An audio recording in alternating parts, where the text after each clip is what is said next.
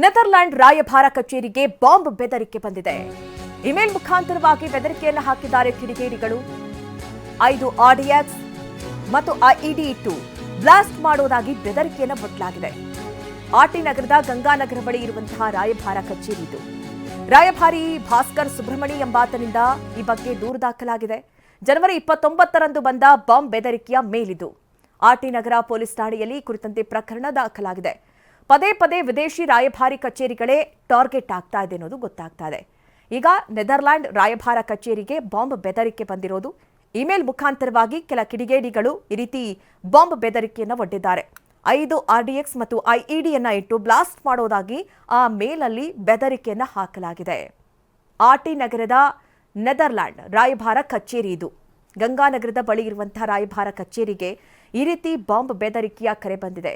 ಪದೇ ಪದೇ ರಾಯಭಾರ ಕಚೇರಿಗಳ ಮೇಲೆಯೇ ಈ ರೀತಿ ಬಾಂಬ್ ಬೆದರಿಕೆ ಮೇಲಾಗಿರ್ಬೋದು ಅಥವಾ ಈ ರೀತಿ ಪೋಸ್ಟ್ಗಳಾಗಿರ್ಬೋದು ಕಂಡು ಬರ್ತಾ ಇದೆ. ಇನ್ನು ಮೈಸೂರಿನಲ್ಲಿ ಡ್ರಗ್ಸ್ ಜಾಲಕ್ಕೆ ಬ್ರೇಕ್ ಹಾಕುವಲ್ಲಿ ಸಿಸಿಬಿ ವಿಫಲವಾಗಿದೆ. ಸಿಸಿಬಿ ಪೊಲೀಸ್ ವಿಂಗ್ಗೆ ಎಸ್ಪಿ ಮೇಜರ್ ಸರ್ಜರಿ ಮಾಡಿದ್ದಾರೆ. ನೋಡಿ, ಒಂದೇ ಬಾರಿಗೆ ಸಿಸಿಬಿಯ 10 ಸಿಬ್ಬಂದಿಯನ್ನ ವರ್ಗಾವಣೆಗೊಳಿಸಲಾಗಿದೆ. ಸಿಸಿಬಿಯಿಂದ ಮೂಲ ಸ್ಥಾನಗಳಿಗೆ ಕಳುಹಿಸಿದ್ದಾರೆ ಎಸ್ಪಿ.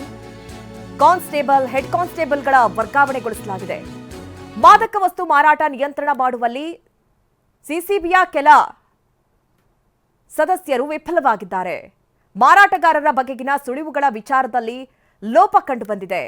ಸಿಸಿಬಿಗೆ ಹೆಚ್ಚಿನ ಒತ್ತು ನೀಡುವುದಕ್ಕೆ ಈಗ ಸೀಮಾ ಲಾಟ್ಕರ್ ಮುಂದಾಗಿದ್ದಾರೆ. ಮೇಜರ್ ಸರ್ಜರಿಯನ್ನು ನಡೆಸಿದ್ದಾರೆ.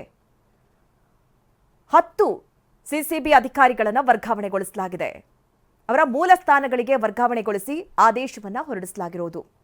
ಮೈಸೂರಿನಲ್ಲಿ ದೊಡ್ಡ ಮಟ್ಟದ ಡ್ರಗ್ಸ್ ಜಾಲ ಇದೆ ಅನ್ನುವಂಥ ವಿಚಾರದಲ್ಲಿ ಸಿಸಿಬಿ ಏನು ಮಾಡ್ತಾ ಇದೆ ಅನ್ನುವಂಥ ಪ್ರಶ್ನೆಗಳು ಕೂಡ ವ್ಯಕ್ತವಾಗಿತ್ತು. ಈ ವಿಚಾರದಲ್ಲಿ ಮೇಜರ್ ಸರ್ಜರಿ ಆಗಿರೋದು.